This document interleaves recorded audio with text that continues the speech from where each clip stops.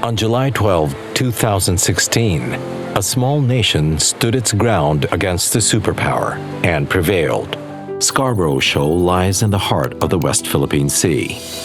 The West Philippine Sea lies within our 2.2 million square kilometer exclusive economic zone. It powers the future of the Filipino people and carries 40% of global trade. In 2012, Philippine and Chinese vessels faced off at Scarborough Shoal after China blocked the arrest of its fishermen, leading to a standoff, a confrontation that led the Philippines to The Hague, where principle triumphed over power. There is no 9-dash line. The West Philippine Sea is the inheritance of the Filipino people. This is our mana. This is the way forward. This is the Unsinkable Spirit.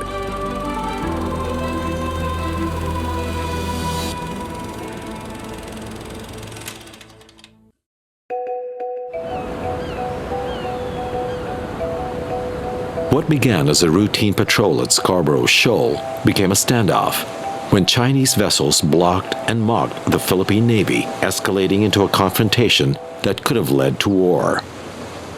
Scarborough was not an idea. It was home, an inheritance carried by tide and hand.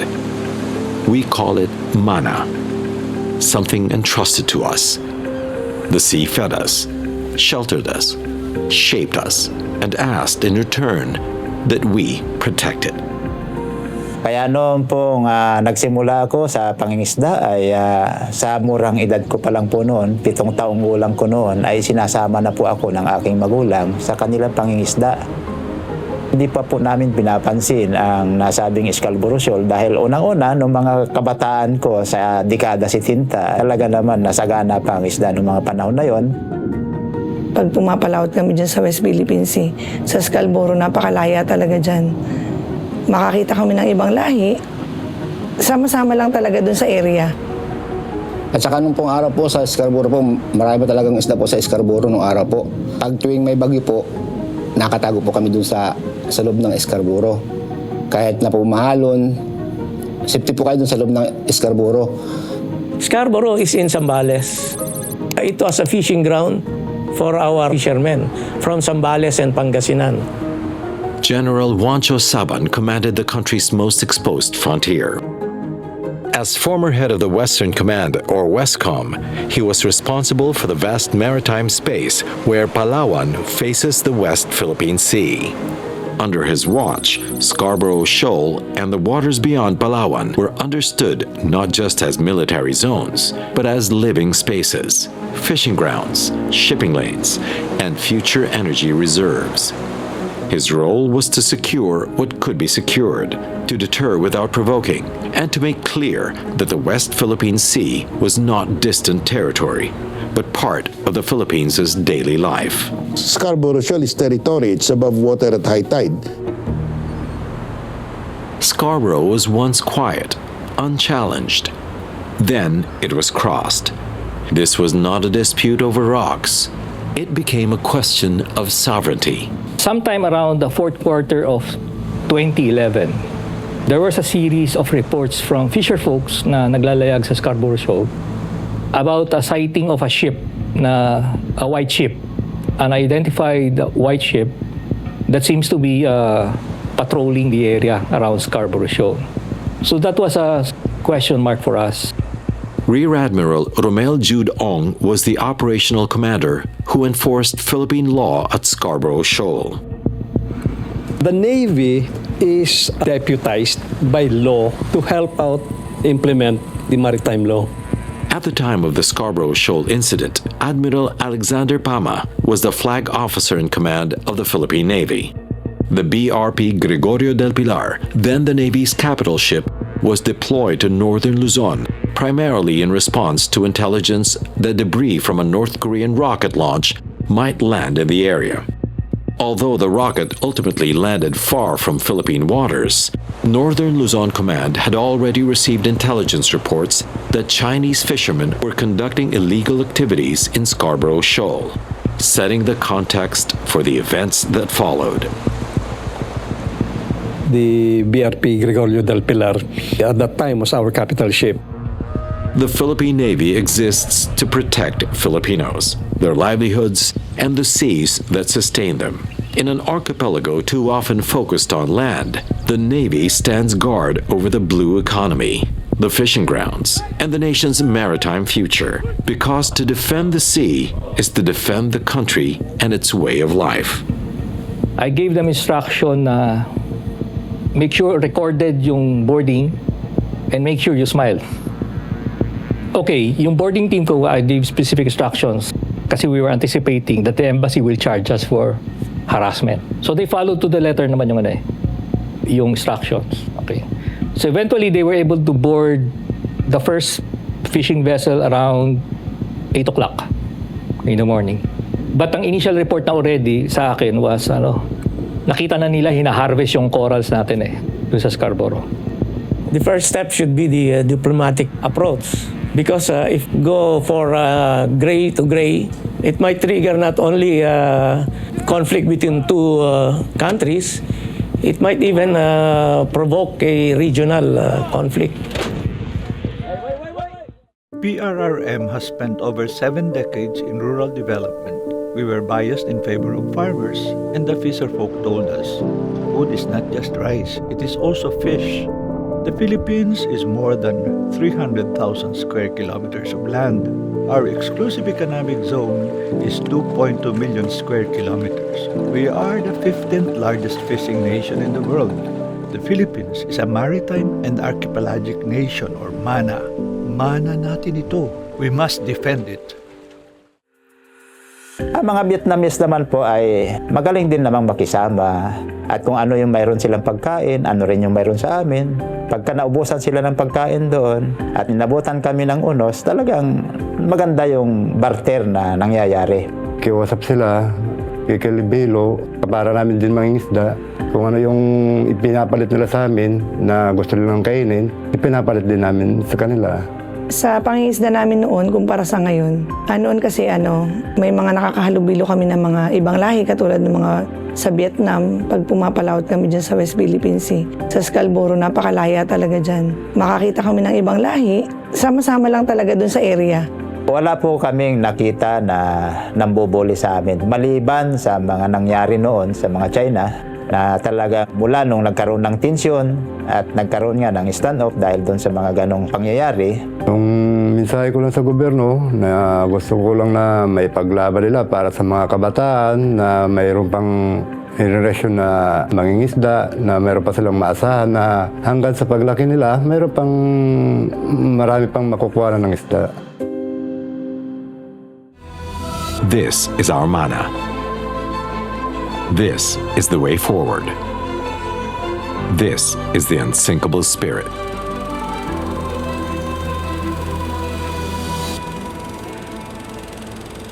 Gray to gray is when armed warships face each other at sea, where even the smallest move can start a war and change the course of history. So they were harvesting yung corals doon, tsaka yung taklobo ron. So inakyat nila yung first vessel. Kasama pala doon sa instruction ko was to check out yung radio communications nila. So eventually they were able to board several vessels. I forgot what time after lunch. Nung medyo medyo umalma na yung meron ng yung inaabangan ko na aalma yung embassy, umalma na. Okay. So medyo nag-escalate na sila sa Manila nung situation. They even have caught live sharks, which are also prohibited. Not only in the Philippine marine laws, but internationally, these are endangered maritime resources. Illegal fishing is a violation of both Philippine and international law, and foreign vessels have no right to exploit resources within Philippine waters. Ang ginagawa dyan, pag they violate maritime laws, aarestuhin natin yan, hihilain namin sila and dadalhin sa San Fernando, La Union.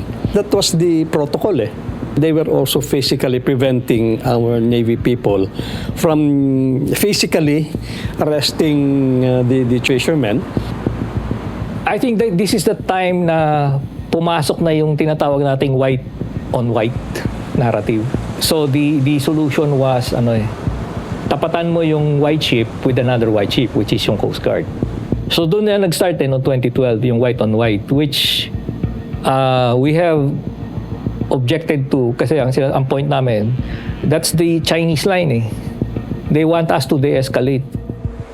White on white is when Coast Guard ships meet at sea, holding the line through restraint, where strength is shown not by force, but by discipline. But the patrol of the exclusive economic zone has been a traditional Navy responsibility since post-World War II pa. No shots were fired, but no one could move. As far as I remember, wala namang tutukan ng baril. They physically prevented our Navy people enforcing our laws. So doon ang nag-umpisa yung standoff. So the instructions I got at that time was to pull out already by 5 p.m. to terminate all our activities, and we were supposed to be replaced by the Coast Guard. They physically prevented our Navy people from arresting their fishermen. As far as I remember, wala namang tutukan ng baril.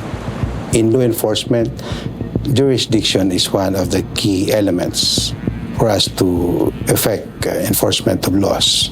So doon ang nag-umpisa yung standoff. Wala namang, as far as I remember, wala namang tutukan ng baril talaga eh. The standoff was set. Restraint became the strategy. I think that this is the time na pumasok na yung tinatawag nating white on white narrative.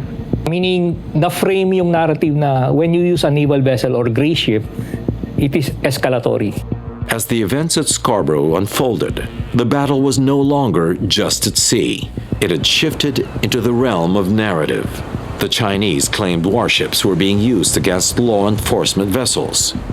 Faced with a growing propaganda campaign, the president made a strategic decision. The Navy would pull back, and the Philippine Coast Guard would take its place. This was not about surrendering the country's position. It was about strengthening it.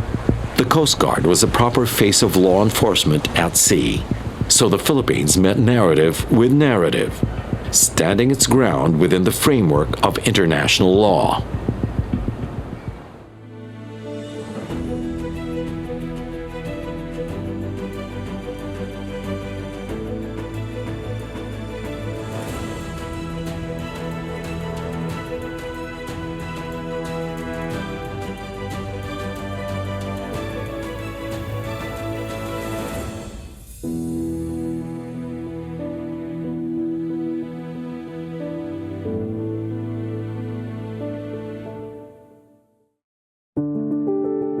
The Philippines sits at the heart of the Coral Triangle, home to over 500 coral species and 2,500 fish species.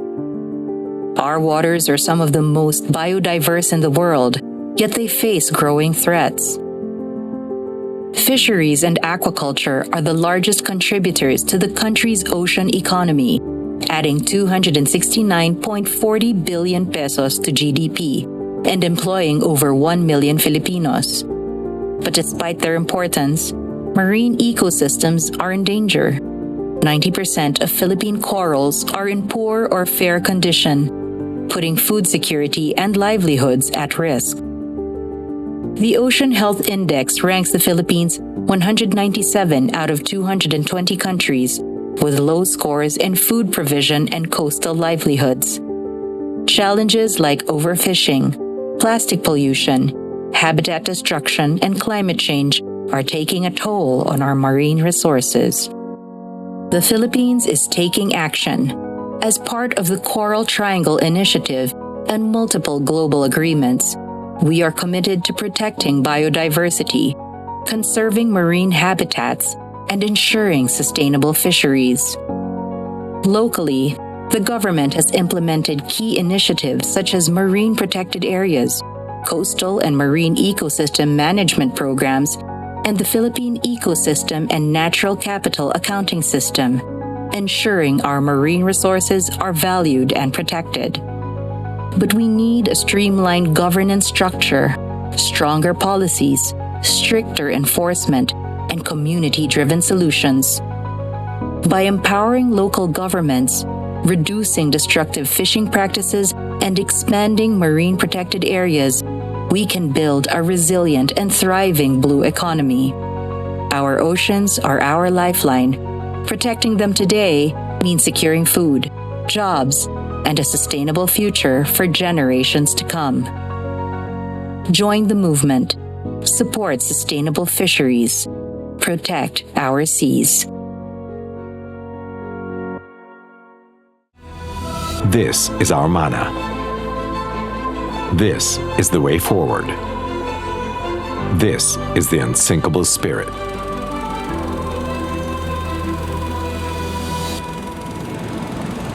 White to white means the chances of a shooting war is reduced. The white to white approach actually was originally espoused by the late Commodore Sam Bateman, who was incidentally one of my professors in Australia. He argued that using Coast Guards in the prosecution or in the projection of a state's interest at sea can be more peaceful because it also exudes that message of being humanitarian. Because we believe that our strength lies in our moral high ground. The instructions I got at that time was to pull out already, and we were supposed to be replaced by the Coast Guard. The decision was made by the President, the Commander-in-Chief. The objective was de-escalation without surrender. The diplomatic approach, because if we go for gray to gray, it might trigger a regional conflict. White on white did not end the standoff. It froze it long enough for the law to enter. The term West Philippine Sea did not begin as a slogan. It began as a definition. If my memory serves me right, way back in early 90s to mid-90s, I was assigned in the Naval Intelligence, and our internal reports and even the reports, we were using West Philippine Sea to basically identify the area within the 200-mile exclusive economic zone, particularly on the west side of the Philippines. The Philippines needed a precise term for the portion where it has sovereign rights under the United Nations Convention on the Law of the Sea, or UNCLOS. So when we say West Philippine Sea, it's quite a focused and accurate area that what we're referring to heighten and justify and even clarify what we're talking about. Na, to be clear na ito yung amin. Philippine territory was mapped as early as 1734. In that year, Jesuit cartographer Pedro Murillo Velarde produced the first official map of the Philippines, the Carta Hidrográfica y Cartográfica de las Islas Filipinas. So, way back in 1734, Scarborough Shoal and the Spratleys were already part of Philippine territory. And this was carried over in the next official map of Philippine territory during the Spanish regime, 1808 map. And then the last official map of Philippine territory during the Spanish regime is the 1875 Carta General. White on white was meant to stop a war. Because we believe that our strength lies in our moral high ground. Again, Coast Guards are the protector of rules and laws. We can't go down to their level. We will be losing that advantage if we will do it. So we won't. This was not retreat. This was doctrine executed. So the Navy was just in a distance, quote-unquote stone's throw away, that in the event that something happens, they bring in the naval assets. We were also there to support the Coast Guard vessels. White on white works only if both sides respect the same rules. There has been talks, and I think we should also know that there was supposed to be a discussion and agreement brokered by the Americans, that there was going to be a simultaneous pull-out by both the Philippines and China. And I think the Philippines, tayo, sinunod naman natin yung usapan na yun na pull out. And I think the other aspect about that na pumayag din tayo mag-pull out, there was a low pressure or a typhoon that was coming in. Parang double purpose na rin. Sumunod tayo dun sa tawag dito, yung sa usapan na yun. And at the same time, for the safety of our ships. Unfortunately, the other side, they did not follow it. Bateman's doctrine assumed symmetry. Scarborough exposed asymmetry. Parang yung it doesn't hit you immediately. It hit us a few months later. So when the decision was made at the highest level, I remember in one meeting at that time, it was not just me or the Secretary of Defense and the President. I remember vividly, then Senate President Enrile was there. Of course, the Secretary Del Rosario, the DFA, Secretary Gasmin, and then the Commandant of the Coast Guard already. Kasi doon na yung decision kung how we were going to move forward And that particular aspect about the gray on white ng status to be changed into white on white was decided upon by the President. So it was a national leadership decision. Now it's also sabi mo nga kanina, di ba, why did we follow it's also a unilateral decision on our part to de-escalate the situation on the ground at that time. But there are some things that you cannot just resolve that way, no.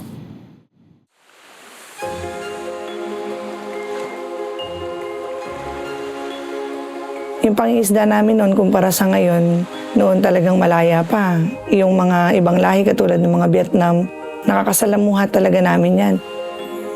Wala po kaming nakita na nambubuli sa amin. Maliban sa mga nangyari noon sa mga China, na talagang mula nung nagkaroon ng tensyon at nagkaroon nga ng standoff dahil doon sa mga ganong pangyayari, alam ko nung mga panahon na yon, nung nagkaroon na ng tensyon, maging ang mga lahing yan ay itinataboy na rin po nila at pinapalayo na. At wala lang ibang makalapit. Gusto nila na sila na lang po yung makakapasok doon sa Baho de Masinloc at sila na lang yung nakakapangisda sa lugar. Nakakagigil talaga. Kasi unang-una, imbis na mga kapwa natin Pilipino na mangingisda, ang makinabang. Sila ang nakikinabang at ibinebenta sa atin mismo. Tayo yung umaangkat. Na ang alam natin is huli nila, pero doon mismo sa katubigan natin hinuhuli.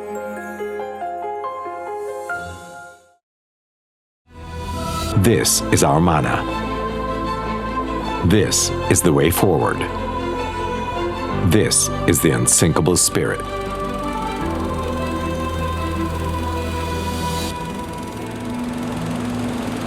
When the sea could no longer be moved, the problem moved inland.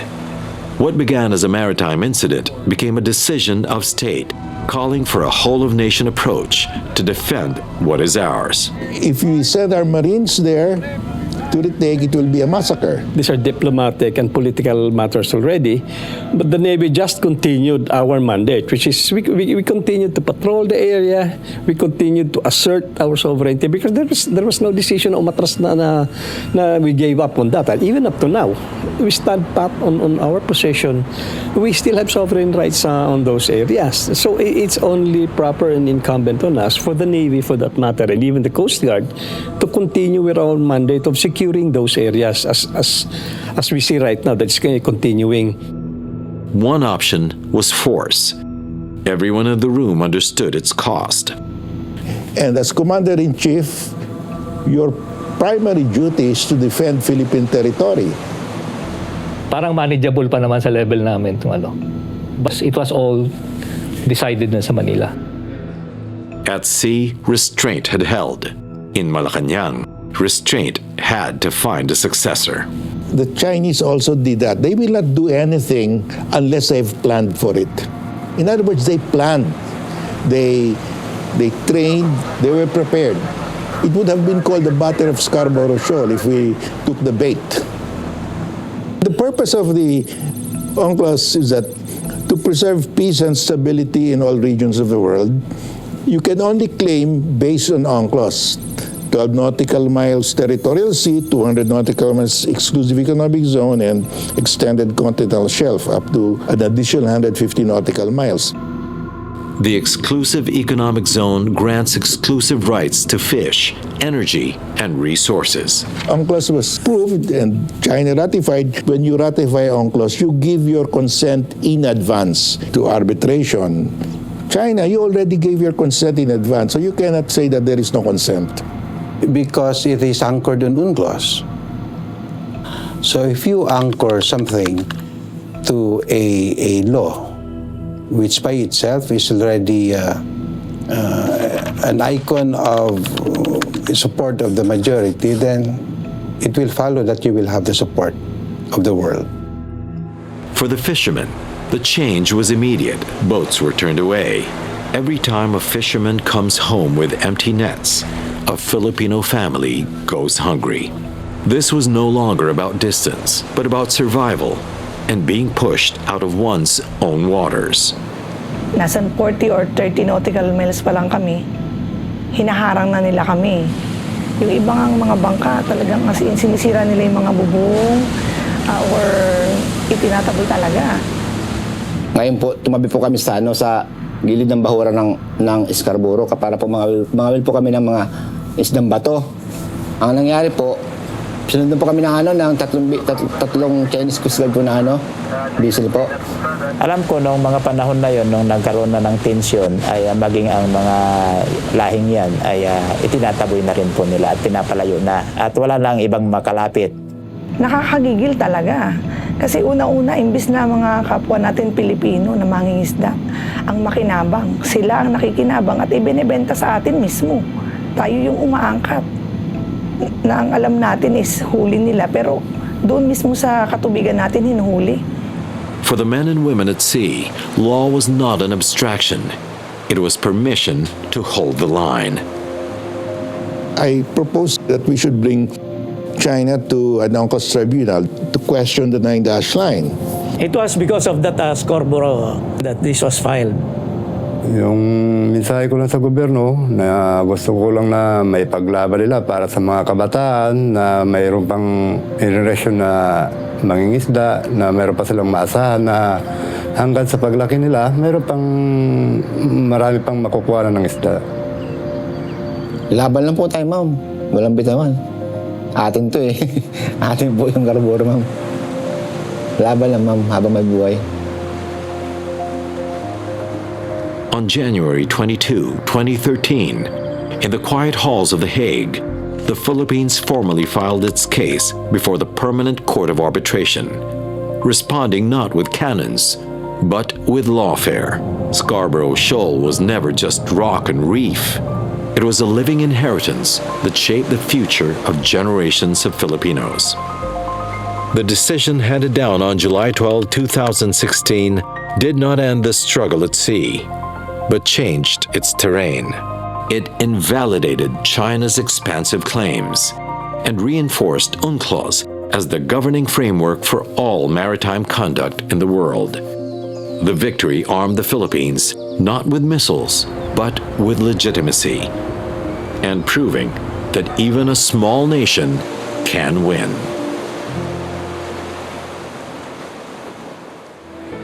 On July 12, 2016, a small nation stood its ground against the superpower and prevailed.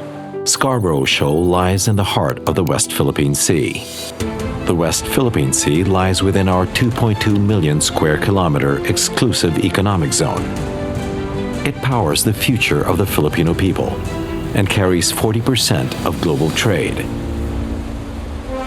In 2012, Philippine and Chinese vessels faced off at Scarborough Shoal after China blocked the arrest of its fishermen, leading to a standoff, a confrontation that led the Philippines to The Hague, where principle triumphed over power.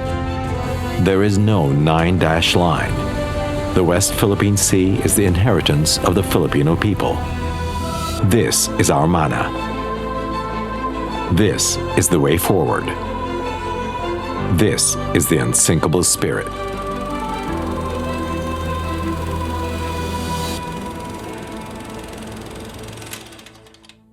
While the world argued in court, Filipinos endured at sea. The 9-dash line cannot prevail over our exclusive economic zone. You always ask, what are we fighting for? Sila ang nakikinabang at ibinebenta sa atin mismo. We have not defended our sovereignty. We would still be in the status quo. You know, we won an area larger than our total land area. Kaya kailangan nating ipagtanggol kung ano yung karapatan natin.